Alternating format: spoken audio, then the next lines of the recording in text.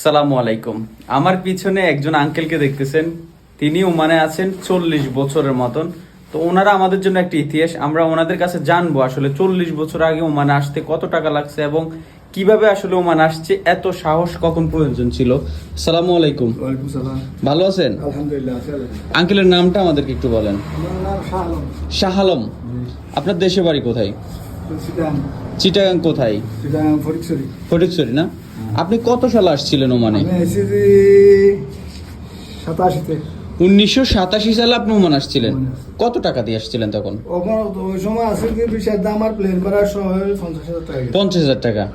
এই যে অনেকে বলে যে তখন যদি 50,000 টাকা দিয়ে আপনি জমিন কিনতেন, এখন সেই জমিনের দাম নাকি 50 লাখ টাকা হতো। এটা কি আসলে বাস্তব কিনা? এটা তো এরকম তো কথা তো ঠিক। ঠিক নাকি? বরাবর। আচ্ছা, তখন যে বিদেশ আসছিলেন, হ্যাঁ। বিদেশ তখন কেন আসার প্ল্যান ছিল? তখন কি বিদেশ চিনতেন নাকি? দেশের তো এখানে পয়সার মান বেশি, এই জন্য আসি আমি। মান বেশি ছিল না?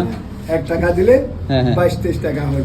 22-23 সবার থেকে শুনছি, নিজে আইছি, এখন বাস্তবিক কথা ভাইতেছে ঠিক আছে। এই যে 40 বছর আপনি ওমানে আছেন, ওমানে। যখন ঢুকছিল তখন কি বিশ্বাস করছেন 40 বছর আপনি ওমানে থাকবেন? যদি না আমি তো আইছি যে মাত্র সমস্যা লাই।